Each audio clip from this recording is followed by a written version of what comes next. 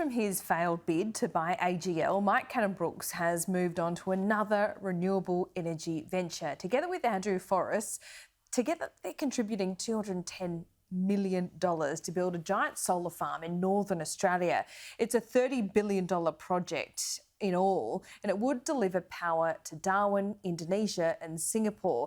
Joining me live now is Sun Cable CEO David Griffin. Thanks so much for your time, David. Two Australian billionaires getting behind this. How important is that?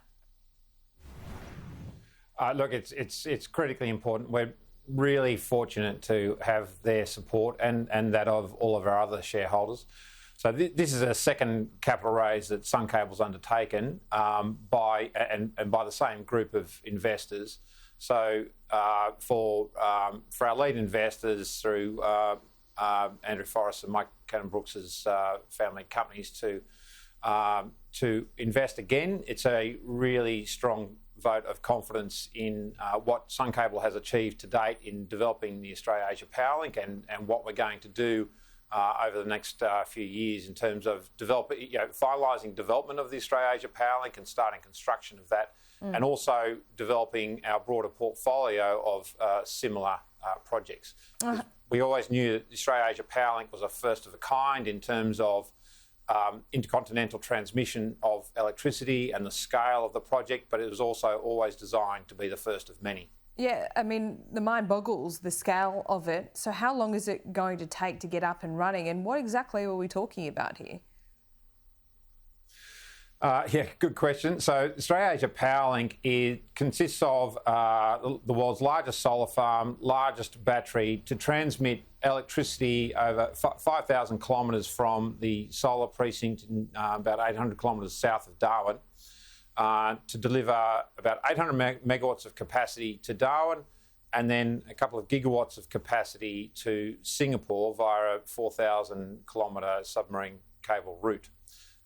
That would equate to about nearly 15% of Singapore's total electricity demand. Okay, David, got to ask, is this a woke frolic or a money-making venture? It is definitely driven by the economics. So our customers are frankly fed up with the supply that they're provided. Electricity is a critical industrial input.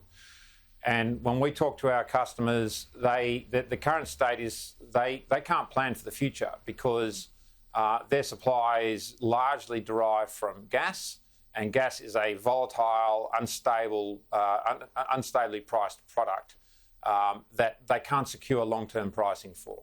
And of course, it's a fossil fuel. So therefore, their supply chains are whilst they continue to get electricity from gas, their supply chain is contaminated, and they cannot achieve their required objective of getting to a net zero emissions product, which is what their customers are demanding. So we offer stably priced over an extremely long term. We can offer stable prices. It's very competitively priced, and it's zero emissions, and it's resilient and reliant. That's all the ingredients that industry needs to be able to have the confidence to invest into the future. But when you're talking about industry, David, my reading of this is that it's not really going to service the Australian market or Australian businesses. Aren't most of your customers overseas in Indonesia and Singapore? Most of the customers will be in Singapore. However, we're also providing a massive uplift to supply capacity into Darwin. So the average load in Darwin is about 150 megawatts, peaks at about 300 megawatts. We're providing 800 megawatts of capacity, dispatchable renewable electricity capacity on a 24/7 basis. And that is what's required to enable a raft of new industries that are proposing to develop in Darwin to enable those industries to make that investment. Without that electricity supply, they simply cannot exist. So this 800 megawatts of capacity, it's a critical input to enabling that new raft of industries to invest in Darwin. Well, let me play devil's advocate here, because your critics will say that you're only able to embark on this money-making venture essentially because of government subsidies and tax breaks, but you're largely benefiting a customer base that is overseas.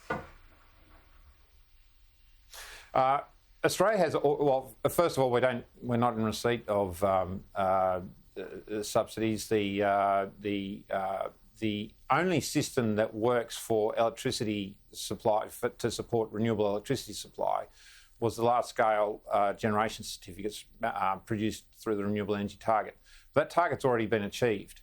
So in theory, the large-scale generation certificates that are produced by wind and solar, etc., should have no value, except they do have value because the voluntary market demands those certificates because they're high quality, they're proven means by demonstrating that your supply chain is net zero emissions. That's what the market is demanding. So that's why those certificates have value.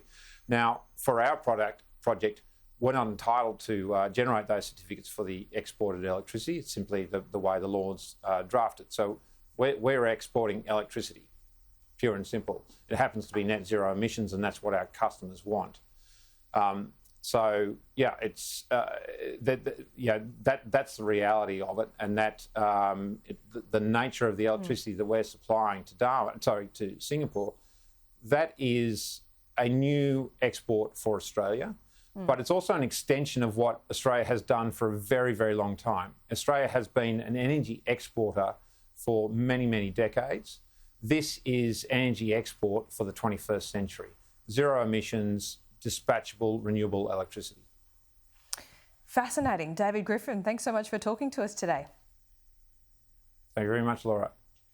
Big project there in the Northern Territory.